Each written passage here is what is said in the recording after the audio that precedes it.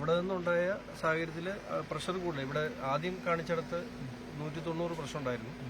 അതിനുശേഷം അവിടെ ടാബ്ലറ്റ് കഴിച്ച് 2 മണിക്കൂർ കഴിഞ്ഞ് നോക്കിയപ്പോഴും 200 മുകളിലാണ് ഷുഗർ പ്രഷർ നിൽക്കുന്നത്. ഷുഗർ 250 അപ്പോൾ സ്വാഭാവികമായിട്ട് അവർ ECG നോക്കിയപ്പോൾ ECG വേരിയേഷൻ ഉണ്ട്.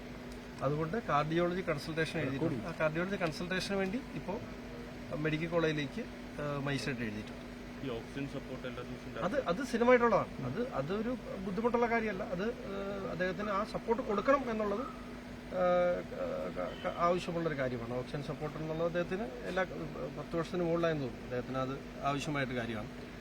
അതല്ല പക്ഷെ ഇപ്പോൾ കാർഡിയോളജി ഇത് വേണം എന്നുള്ള നിർദ്ദേശം കാർഡിയോളജി ഡിപ്പാർട്ട്മെന്റിലേക്ക് മെഡിക്കൽ കോളേജിലേക്ക് ആണ് റിമാൻഡ് ചെയ്തിരിക്കുന്നത്. അവിടുത്തെ പരിശോധന കഴിഞ്ഞ് ബാക്കി റിപ്പോർട്ട് വീണ്ടും കൊടുക്കണം. അല്ല, അത് കഴിഞ്ഞ് പോലീസ് അറിയിക്കും.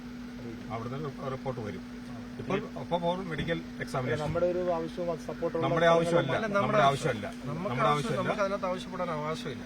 കാരണം നമ്മൾക്ക് അദ്ദേഹത്തിന്റെ ജീവന് സുരക്ഷ ഉണ്ടാകണം എന്നുള്ളത് നമ്മുടെ ആവശ്യമാണ്. പക്ഷെ നമ്മുടെ അത് ആവശ്യപ്പെടേണ്ട വന്നിട്ടില്ല. അവിടെ ഹോസ്പിറ്റലിൽ അവരുടെ കൺസൾട്ടേഷൻ നമ്മൾ ആവശ്യപ്പെട്ട ഒരു കാര്യമുള്ളൂ.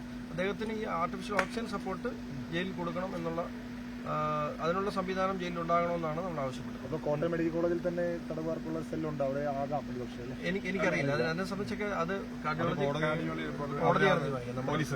കോടതി തീരുമാനിക്കും. നമുക്ക് അതിനകത്ത് ഇടപെടാൻ കഴിയും. ഇനിയിപ്പോൾ അടുത്ത നിയമ നടപടി അത് ആലോചിച്ച് തീരുമാനിക്കും. കോടതിയിൽ നമ്മൾ പരമാവധി ഭാഗങ്ങൾ പറഞ്ഞല്ലോ. ഹൈക്കോടതിയിലെ പരാമർശമൊക്കെ ആണോ ഇപ്പോൾ ഈ തിരിച്ചടി വന്നേക്കുന്നത്? അല്ല, ഞാൻ പറഞ്ഞില്ലേ, ഇതിന്റെ എല്ലാ വശങ്ങളും ഉണ്ടല്ലോ.